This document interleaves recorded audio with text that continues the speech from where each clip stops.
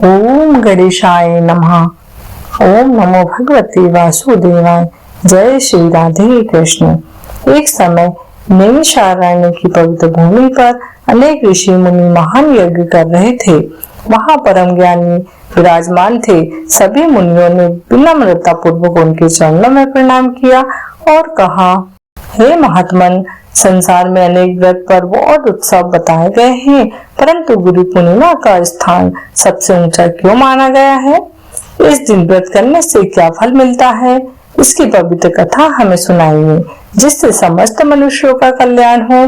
सूत जी मुस्कुराए और बोले, ऋषिवरों, आपने अत्यंत कल्याणकारी प्रश्न किया है। यह वही पावन कथा है जिससे सुनने मात्र से मनुष्य के पाप नष्ट होते हैं, गुरु के प्रति श्रद्धा बढ़ती है और जीवन में ज्ञान का प्रकाश फैलता है। सूत जी बोले, सृष्टि के आरंभ में जब पृथ्वी पर धर्म का प्रकाश कम होने लगा, तब मनुष्य वेदों का सही अर्थ समझने में असमर्थ हो गए। यज्ञों की विधि लुप्त होने लगी, ऋषियों की परंपरा कमजोर पड़ने लगी और अज्ञान का अंधकार फैलने लगा। तब भगवान श्री हरि विष्णु ने विचार किया, जब तक पृथ्वी पर ऐसा महापुरुष प्रकट नहीं होगा जो वेदों का ज्ञान सरल बनाकर जन जन तक पहुंचाए, तब तक धर्म की रक्षा कठिन होगी। इसी उद्देश्य से भगवान की प्रेरणा से महान तपस्वी और परम पवित्र माता के घर एक दिव्य बालक का जन्म हुआ। उस बालक का वर्ण श्याम था। उसका जन्म एक द्वीप पर हुआ था, इसलिए उसका नाम पड़ा कृष्ण दिव्यपायन। आगे चलकर वही समस्त संसार में वेद व्यास के नाम से प्रसिद्ध हुए।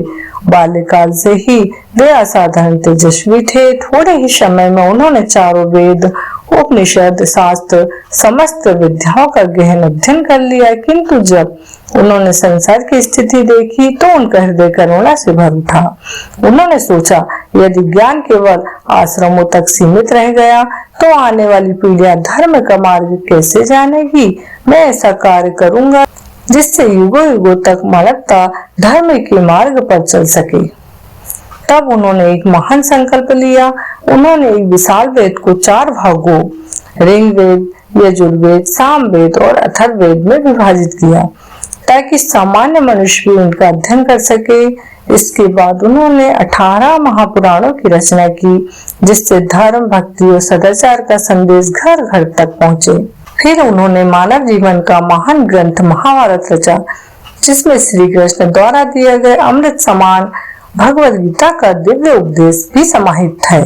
यही कारण है कि समस्त ऋषियों और देवताओं ने उन्हें जगत गुरु का सम्मान दिया। कहा जाता है कि जिस दिन महर्षि वेद व्यास ने मानवता के कल्याण के लिए ज्ञान का यह महान कार्य पूर्ण किया, वह दिन आषाढ़ मास की पूर्णिमा का था। तभी से यह पावन तिथि गुरु पूर्णिमा के नाम से विख्यात हुई। उस दिन सभी ऋषि मुनियों ने वेद व्यास जी के चरणों में पुष्प अर्पित किए, उनकी आरती उतारी और कहा, हे गुरुदेव, आपने अज्ञान के अंधकार में डूबे संसार को ज्ञान का सूर्य प्रदान किया है।